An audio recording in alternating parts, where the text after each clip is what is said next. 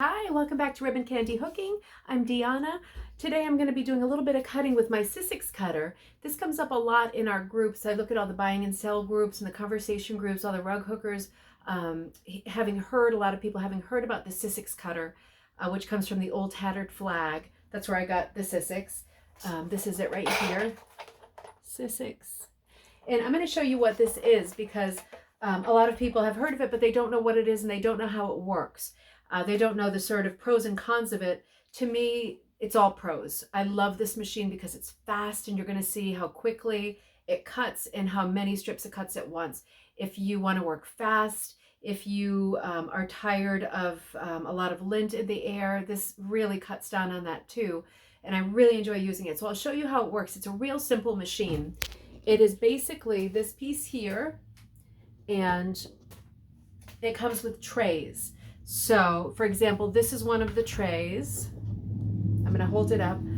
This is the tray itself. Right, and this is actually a number 5 tray. You can see it has a lot of little slits on it. And if you press down on it here, which I'm doing lightly, you can feel in between each one of these lines is a razor that runs the length of this thing, right? So it starts here, there's a razor here, and then all these little lines are razors all the way here, embedded in the foam. So when you're cutting something, it's like you put together a little sandwich, and you have your bottom layer of this plexiglass stuff, and then you have your middle, and you kind of square it. You know, you don't want it obviously like this. That's going to be a problem going through the thing. I'm putting it like this, and then I'm going to put my wool on it. So now let's just focus here.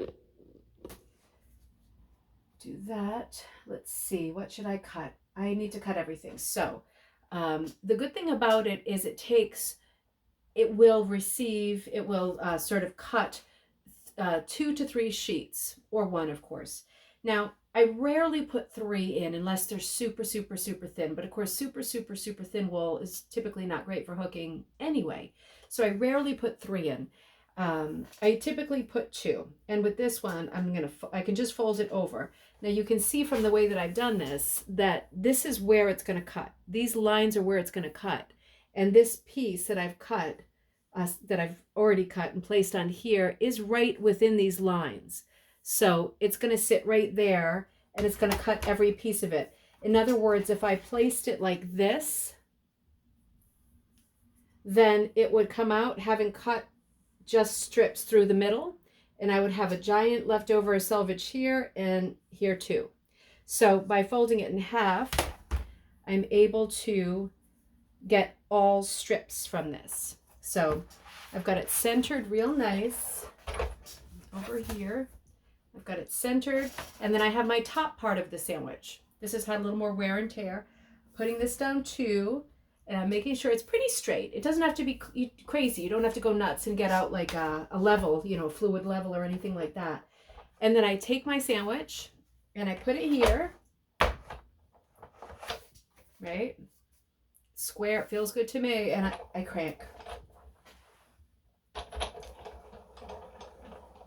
And it's not hard to turn at all. Even with 2 layers, which is the max, it's moving my camera, sorry about that. Hope you're not getting motion sick. It's real easy to turn. So this is the part that my daughter always says is very satisfying, her word. So it comes out like this.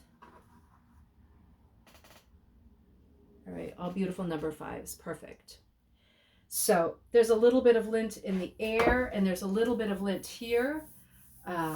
But this is something I usually wipe down with a wet rag in between, and that works great. So I got my number 5s, and I'm going to show you, I'm going to switch to my other favorite tray, which is a number 8. This is my number 8. So again, I'm going to put it right on the plastic bottom of the sandwich, the bottom crust. And this has got a little lint on it. I didn't wipe it down last time, but it makes a lot less lint than other things. So with this one, it's a larger piece I've got. Jocelyn actually dyed this one. There's no way I'm going to dare to put this through with 3, because I know from experience, you would feel the resistance in the machine and know that you feel like you're going to break the machine. I'm sure you're not, but it's just too much for the machine. It's too thick going through there. So I'm just going to cut it. I'm just going to do one piece. I'm not even going to double it. And what I'm going to do is with the number 8, you know, it's wider strips. We've still got 20. We've got 20 again. So last time I cut 40 with that one turn. This time I've got 20. And this time they go further out from here to here. So I'm going to figure out the best way to cut my thing. I think it's a little bit longer this way.